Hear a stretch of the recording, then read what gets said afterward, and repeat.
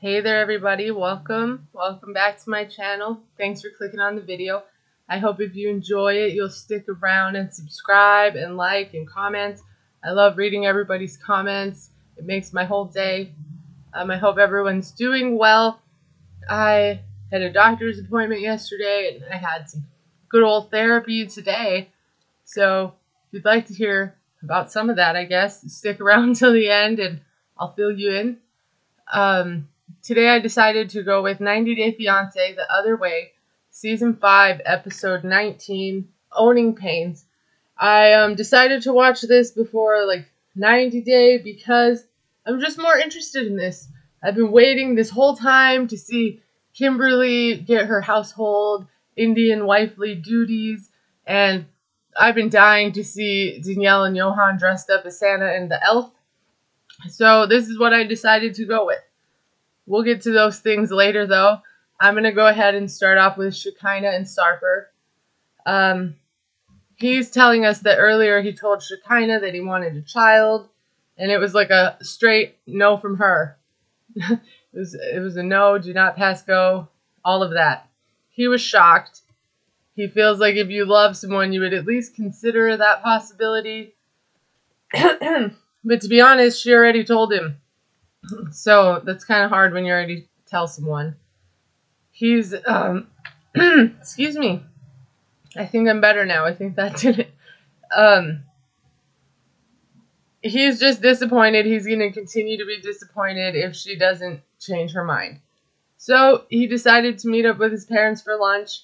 He's a tad late, but you know what? They know what he likes, so they got him some things to eat. He tells us that Shekinah met his parents for the first time the day before, and it was so good, and they showed them meeting, and it's like the standard hello, hug, hug, kiss, kiss type of thing. He tells us his parents are important to him, and that they have a good relationship. But he wanted to talk to them alone to get their opinions, and so far his mom really likes her.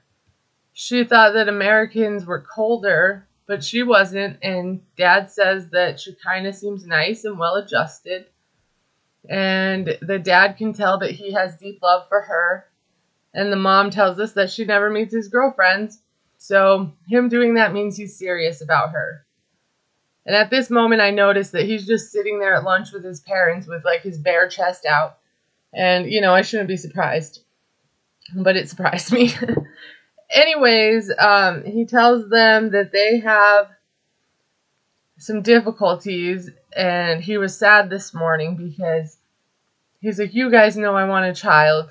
Since when? He just found out he wanted a child a week ago, but his parents know he wants a child. And, he might have one that he never met, but still. And he's probably never going to see that child. He tells them that she doesn't want a baby, and she's pretty clear about that. And the mom's just like, well, I would love a grandbaby. She does say that pregnancy is hard for women. And Dad is over there like, but it's her job. Like, oh, hell no, Dad. You can't say that. The mom's like, well, yeah, if you really love a man and he wants one, you should do it. Like, what in the 1912 is going on 90 Day Fiancé? The mom tells us the child issue is important, and it made her sad because she was expecting a baby out of this, apparently. And the parents agree that he wants to give them a grandbaby. She should know how much he would want one. He says that he's been thinking about proposing until they had this conversation. He even had some things planned, but now he's lost the motivation to do that. He was looking up rings and prices, and now he just doesn't see the point if she doesn't want to have a kid. So you can't marry her because she doesn't want a child? He's not compromising and seeing what she would like either. But anyways, he needs to think and reconsider. Later, Shekinah tells us that he had told her he wants kids, and she was blindsided because she thought he wasn't interested. But he hasn't brought it up again, and today they're having a romantic date. So she's hoping that he's dropping the kid issue for good. That ain't gonna happen. Sarper tells us they're going to the hammam spa. I hope I said it right. It's a Turkish bathhouse. When I heard that, all I could think was like Darcy and Stacy when they went. That's probably a lot more entertaining than what's about to happen. But he thinks it's good for them to get relaxed a little. So they walk into the room and it's just beautiful. It's this little pool. It's so relaxing. I need one of those in my life. And yeah, this date reminds Shekinah of why she came there in the first place. And it's just nice to get back to having fun together and be reminded about how unique they are, because they're so unique. And then they have a cheers. He tells her that she made a big sacrifice leaving everything to come here. He's trying his best to show her that he's changing. She says she can see it. And he's like, yeah, I talked to your parents after they met you, and they loved her. But the main issue is the kid thing. They're eager to have grandbabies, especially his mama. He says he wants her to reconsider. She wants to know if he really wants that or if it's because his parents want a grandbaby. And he says, no, that's the purpose of life, and she has a daughter, so she should know. She tells him if he knew what she went through, he would understand why. Sophie's dad was always working and everything was on her. And he's like, are you thinking you'll live that experience again? She's like, yeah, why not? It happened once. And he's kind of offended. He says she doesn't know him. Like, dude, you have a kid you don't even know. You don't even know the mom's last name. You just deleted your email. So what would she think? She says she was with her kid's dad longer than she's been with Sarper. And he's like, but even if we separated, he wouldn't leave his child. She's like, yeah, my kid's dad said the same things. And he's like, so you're just living your life. Carpe diem. She says she's living a life with him.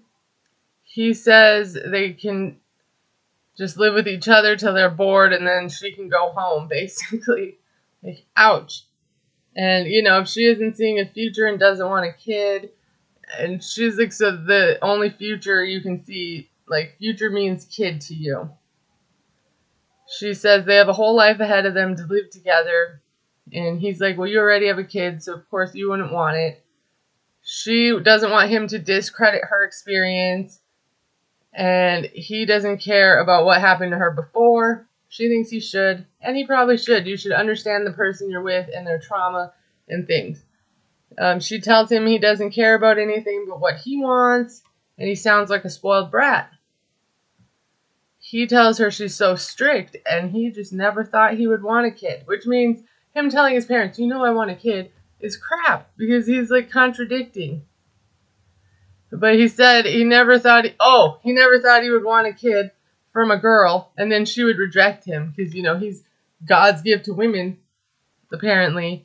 And he's like, okay, that has to be the karma of the 2,500. I laughed. The karma of the 2,500 coming to get me. It's got to be that. And he would deserve it. But she says she isn't rejecting him. And she's like, I said, please stop talking about your disgusting numbers in front of me. Like, good for her, because I want him to stop talking about it in front of me. She tells him he's rude and he's an a-hole. And he says he's telling the truth. And asks, if she still loves him even when he's an asshole. And she doesn't like him like that, obviously. And then she says the stupidest thing I ever heard. I'm unsubscribing to this conversation, and walks away and tells him not to talk to her the rest of the day. Miss Social Media here. I'm unsubscribing to this. Whatever. These two are just ridiculous. I'm over it. No way does this man want a kid. He is a kid. He didn't even dust his game room for a year before she showed up. And that was the first time he bought a woman flowers. I feel like he's trying in his own way to show her he can be a mature adult man, and for him maybe that means kids. But if they really disagree, she should go home, because he's like, oh yeah, once we get bored of each other, you're out of here anyway. Unless you give me an heir, something like that. That's enough of that. Next up, I want to talk about Brandon and Mary.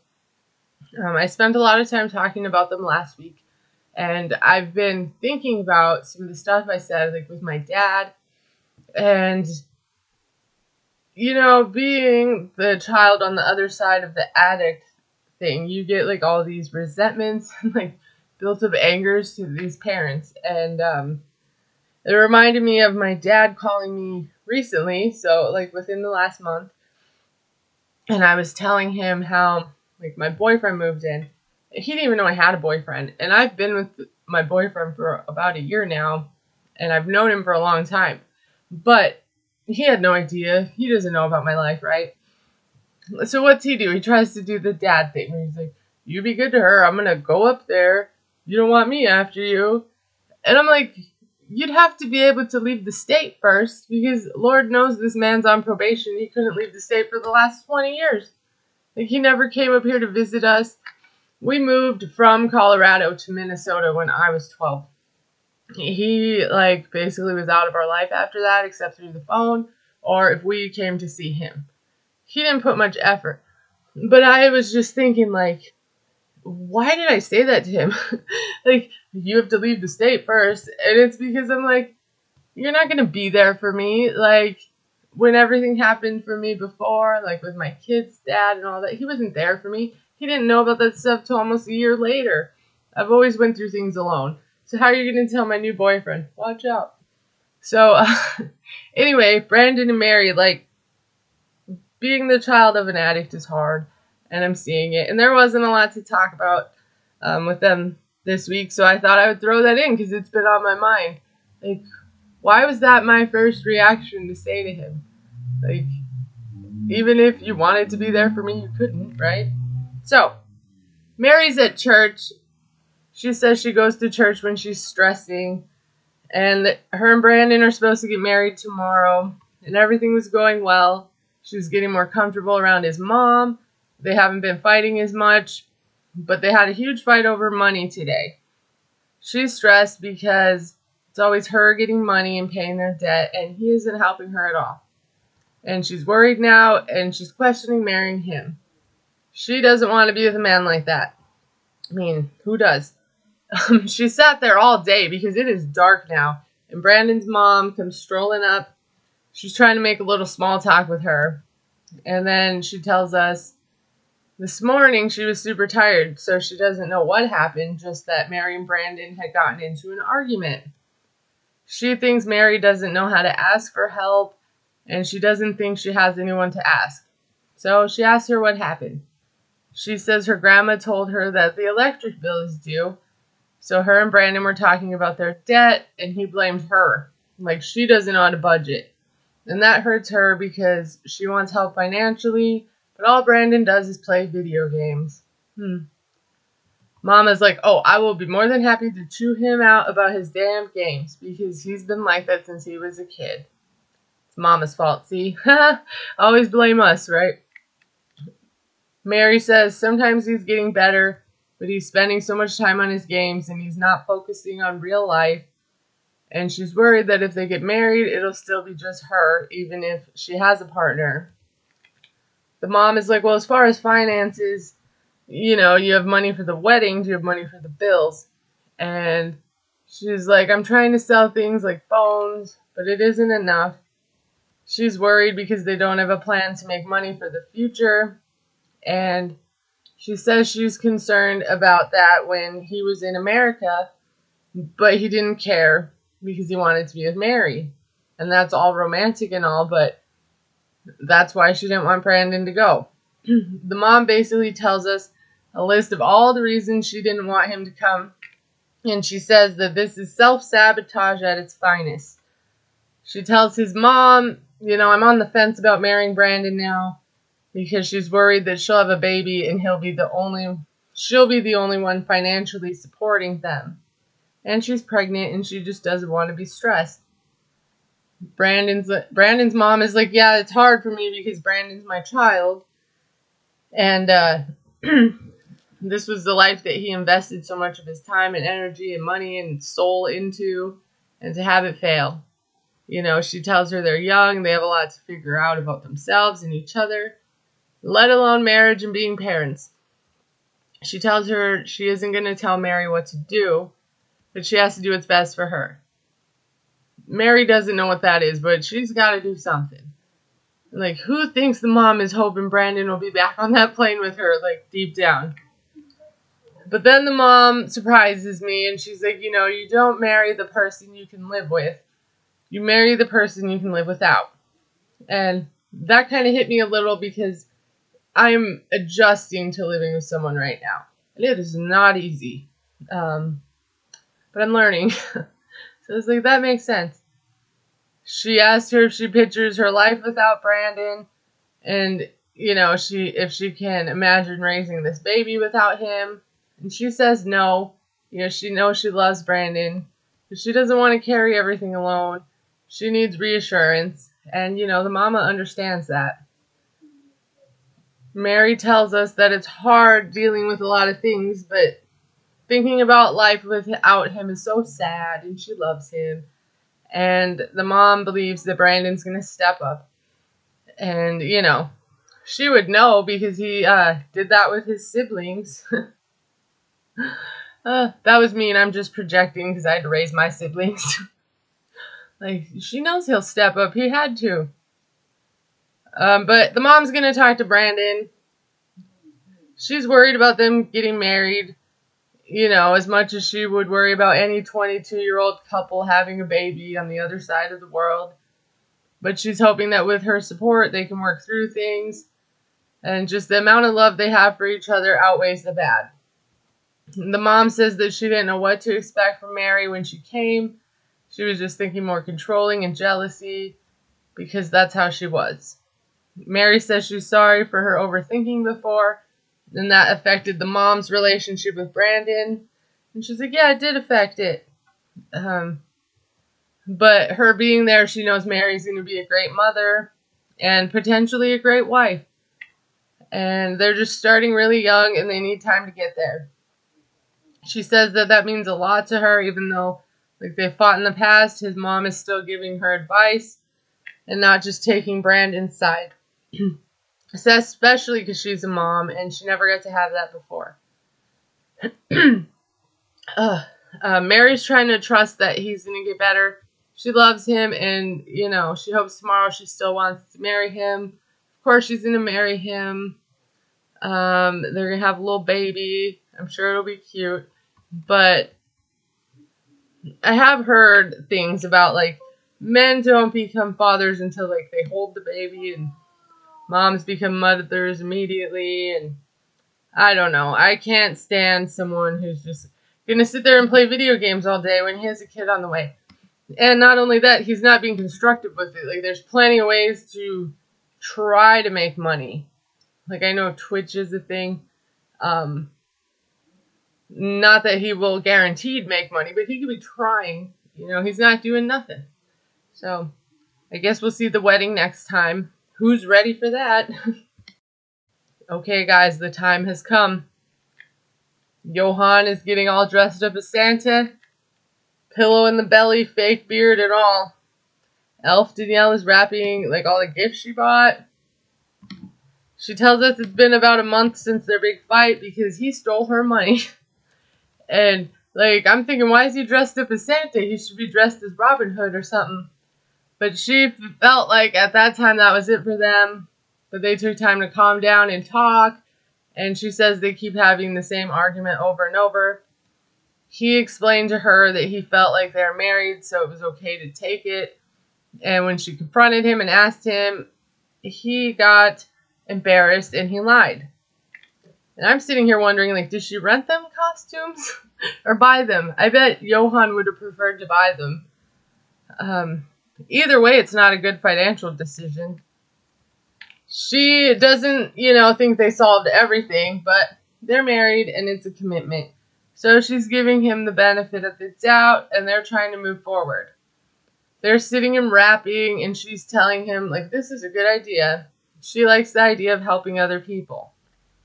So she tells us that he had the idea to dress as Santa and give toys to the kids from the neighborhood. They started a toy drive online and people from the U.S. could buy gifts on a wish list and they were going to pay shipping. She says it was all Johan's idea, and this is the generous, loving man she fell in love with. So they finish up wrapping. She says there's 40 more packages to pick up tomorrow. She needs some money for that. And she needs to pay the rent now so she can use the cash for that or something. And he's like, what money? And she's like, January rent money. What you mean? He says he has no money, and she should know that. She's like, you said you could pay 75,000 pesos a month for half of the stuff here. When? This man never said that. 75,000 pesos, my butt. Like, she told him that.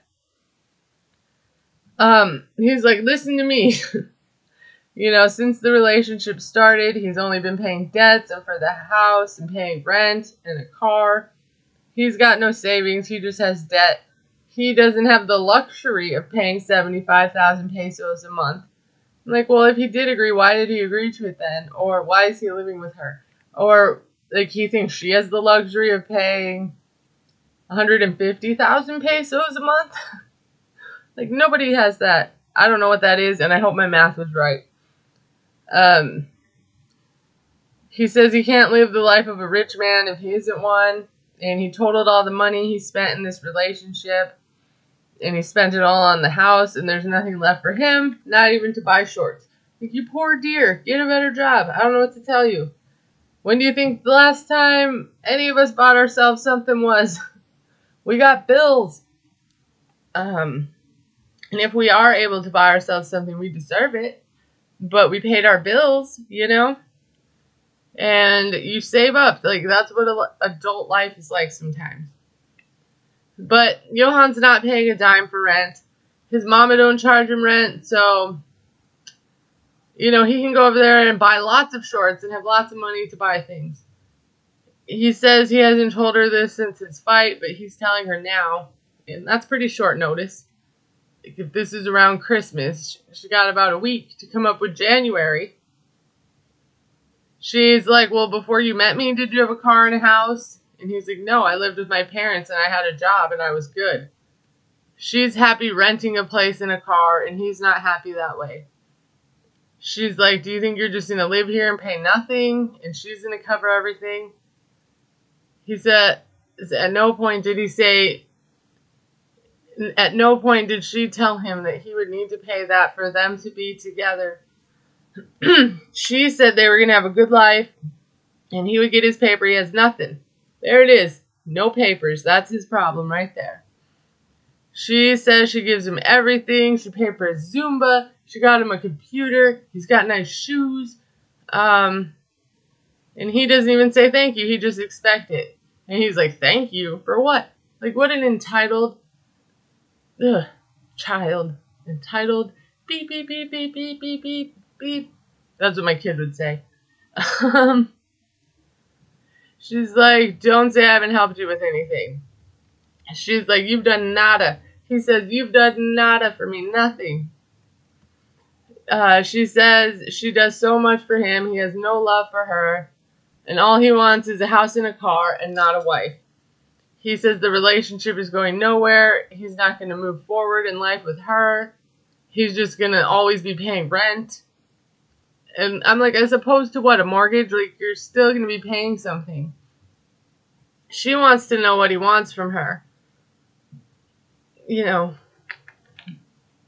So, she's like, should I go live with your mom? And he wants you to bring him to America so he can work and send money to his parents, and you can still pay for his life in America. Wherever you are, he wants you to pay for that life. So, unless you're happy with that, you should go home.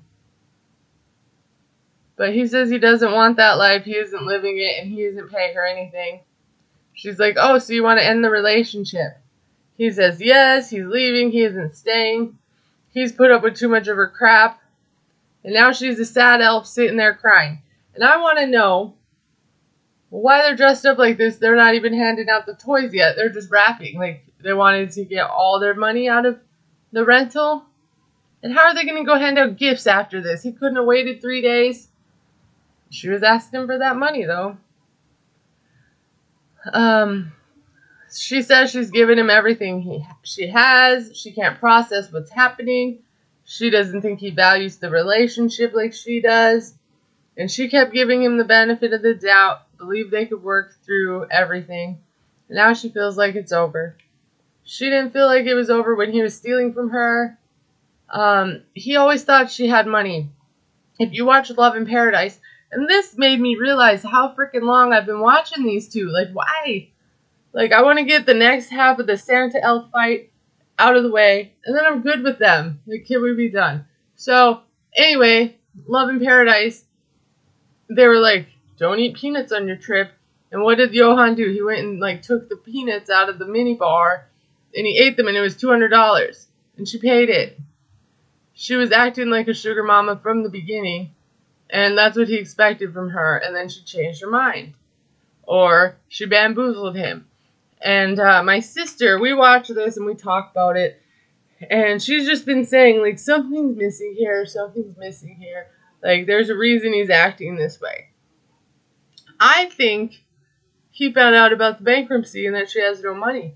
They haven't talked about her being bankrupt on the show, so he wouldn't be able to say that. I think he's mad at her because she, like, scammed him to get her dream life, and now she's living her dream life, and he's stuck being like a house pool guy who takes care of the dog, and that's not what he wants either. So nobody's happy. He should go home to his mama and not pay bills, I guess. That's a good alternative. Alright guys, last up we're going to talk about Kim and TJ.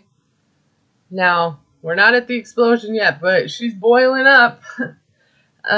Kim is in there. She's cleansing the energy of her place. They've been married a couple days now, and he's slowly moving upstairs. It's hard for him to leave his mama and his brother, I guess, you know. He tells us he's been dreaming of living with her for months, and I think he got dreams and nightmares confused, but whatever. He says that they're going to meet his mom and Yash to go over the household duties. And I'm thinking, well, what about Dad? Like, Yash is above Dad, I guess. Or Dad just don't care. But I'm thinking, finally, yes. He says that Kim's stubborn, so is his family, and TJ's nervous.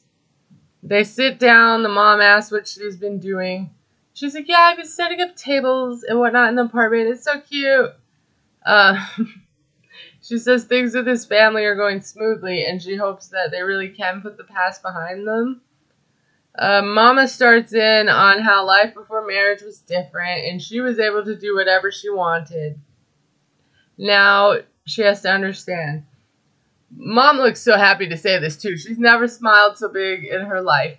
She's got the Cheshire grin going on. It's pretty funny. TJ tells Kim, like his mom said, things changed now, they're married, and they aren't bachelors anymore. So Mom says they have rules for everyone. She has to get up early in the morning, do some cleaning, do the dishes, because they don't leave dirty dishes overnight. So TJ tells her, you gotta wake up early. Mom says 6, not 5, so not too early. But he's like, 6:30. And he tells Kim about the dishes. Kim's like, well, whoever doesn't cook washes the dishes. And he's like, so are you saying I should wash dishes? TJ can't believe it. He's like, okay, Kim, maybe you'll do it once in a while. Yash looks unimpressed. Mom wants to know what's her problem. Kim says dishes make her want to throw up because they've been in people's mouths and they're full of food and they just make her want to vomit. Like, what a princess. Mom is like, oh, is that so? Oh my gosh, she hates washing dishes. She's like, so you're going to do sweeping, right? Or, you won't even do that.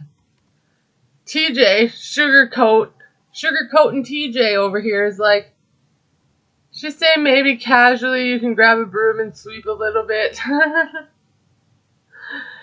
She's like, mostly Kim's going to cook for you and for TJ and herself. Yash is like, how many recipes do you know? Like, he's trying to get his dinner menu upgraded here. But she doesn't know any Indian recipes. She would like to learn. But she's kind of making it sound like she just wants to jump in while they make food. And Mom's like, don't worry, we're going to teach you. She's like, just do everything willingly and cheerfully. Have they met her? Yash tells her she's actually taking responsibility, and that's good in their culture. And if they all, and then, they all get up to adjourn. I think that Kim walked away thinking she can help when she feels like it by TJ's explanation. And Mom thinks she has a new chipper chipmunk ready to clock in at 6 a.m. So that's going to work out great. She says that his family is being so nice, so she hopes they'll all learn to live together peacefully. They get upstairs. TJ's happy. He says it was a nice meeting. Kim thinks it went well, but she specifically asked him these things before they got married. And he said she didn't need to worry about it. And now he's like, well, actually, you have to do it all, even though I told you didn't have to. And she doesn't like that it feels like he was hiding things and being disrespectful. He just says, yeah, words aren't coming out of my mouth right now. He says it should have been done on his side, but he didn't know much about the thing. He totally 100% knew everything about the thing. And that's why they had a meeting with his mom, because his mom knows more about things. She said she would have rather known all of this up front and brace herself rather than getting it all thrown at her at once. And I gotta agree there. But she tells us she's gonna try to adjust to the new role in her life, but she doesn't understand why TJ can't be straight up with her and tell her what he expects, and rather than having his mom tell her. She's hoping they can blend cultures rather than her just changing everything to his family's ways. And that's actually what they're looking for here. They want her to conform to them. And he's just like, well, if you feel bad, sorry. But I think it's for a good reason. And Kim, she's like, there's never a good reason to hide things from your partner. And once again, that's right. I'm having to agree with her this episode. Later, Kim and TJ and Yash are setting up things in the apartment. She's surprised that Yash wants to help. They're building a little temple for Lord Ganesh in their own apartment. Yash is there, he's ringing the bell, Kim is saging, and TJ's clapping and singing. TJ feels proud that she's putting in so much effort into learning things from his religion. Kim is going to go clean the table to make lunch with his mom. She says yesterday they went over a bunch of rules, and she wants to show that she's willing to make an effort. So she asks his mom to teach her how to make one of his favorite meals. TJ's like, yeah, I got some things to do, so I'm going to send my mom up. She's like, oh, you won't be here? Nope, he's leaving Yash to help. She's like, okay. TJ says it's good for her to get used to hanging out with them on her own, which is true, but he should warn her. That's her problem, is nobody warns her about nothing. They're just sneaky, they just do it, and then they smile and laugh. They're like, yeah, everything's great, don't worry. Conform. Mom gets there and asks if they worship Lord Ganesh first, and, they did. Then she says to burn the cow dung and spread the smoke around. Ugh, I know it's a religious thing, but no. That can't be good to breathe that in. Kim didn't understand anything that they said. So she's like, well, why did we bring that into the kitchen, the cow patty? She looks very concerned. The mom is like, set it on fire, it'll burn on its own.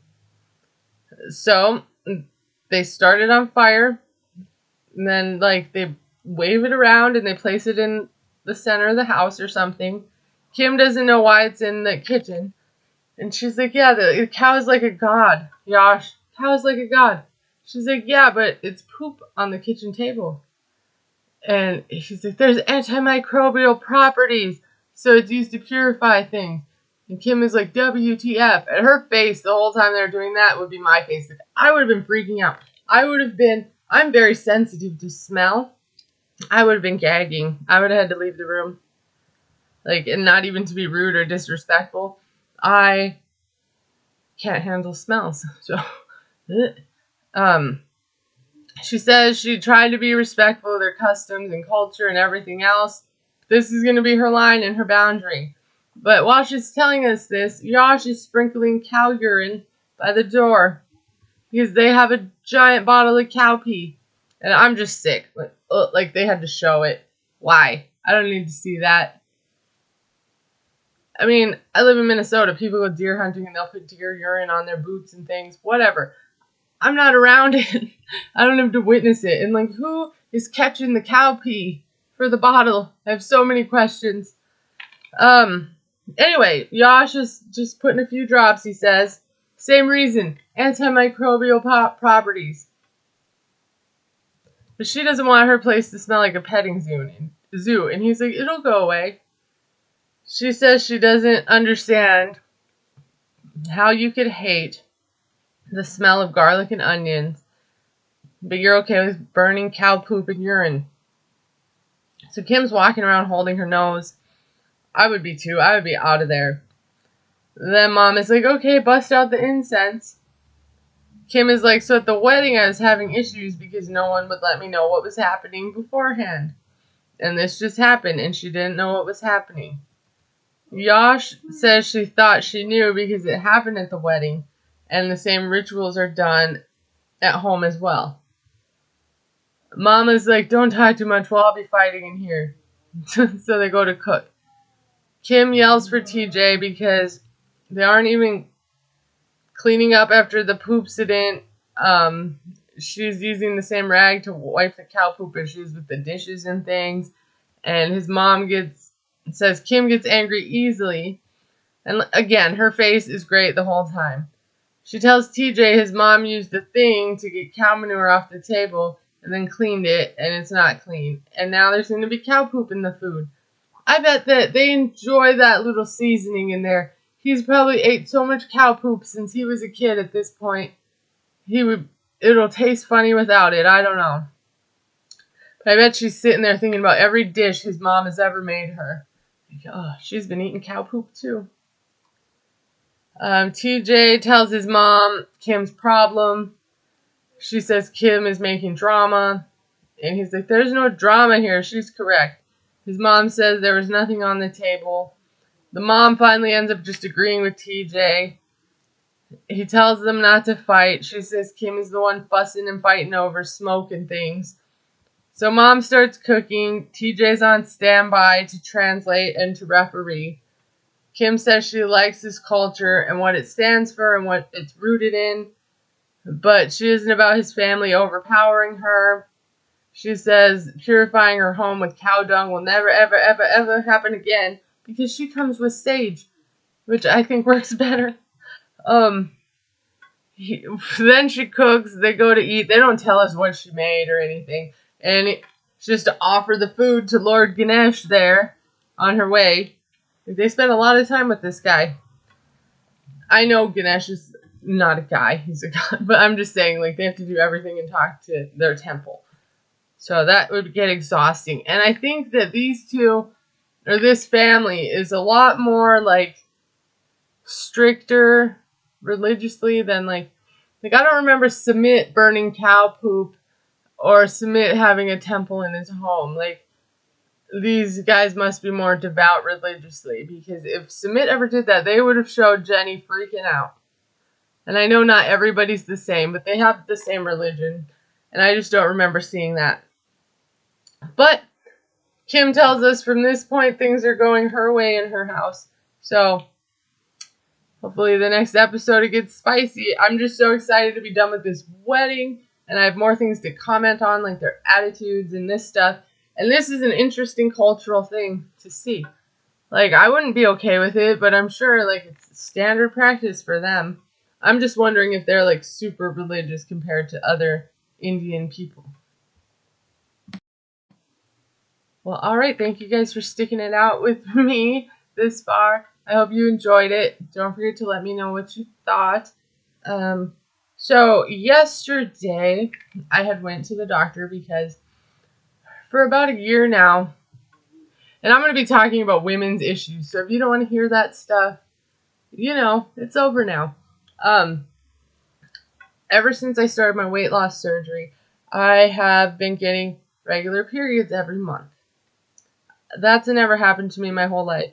I have PCOS, so I have little cysts in my ovaries. It's not a good time. But that being said, I would get my period like every 3 months. So I started losing weight, and it started coming monthly. And with that came, like, terrible cramps. It was heavy. It's not fun, and my mood's getting worse and worse. And like I will be talking to my mom on the phone, and it's like I'm just angry and annoyed the whole time. There's full days I can't talk to my sister. I'll have appointments, and like I'm just like you're stupid. Like I just think everyone's being so stupid and dumb, and I'm irritable. And there's been times where I'll spend like 3 days straight crying, and that's what happened to me this last time. I was crying for 3 days straight, and before when this would happen, I could hide from people, not talk to people, not answer my phone, right? Well, now I'm living with someone and I can't do that. And I started to think back on it, so I decided to go and talk to my doctor. And she says that I have what is called PMDD, which is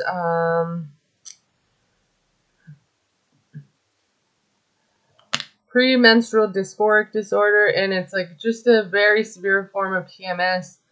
It says it causes a range of emotional and physical symptoms every month, like during the week or two before your period. So I also I gain 3 pounds of water every period. That's fun. I know that because I constantly weigh myself. Yeah, just a lot. Breakouts, irritability, my anxiety is through the roof.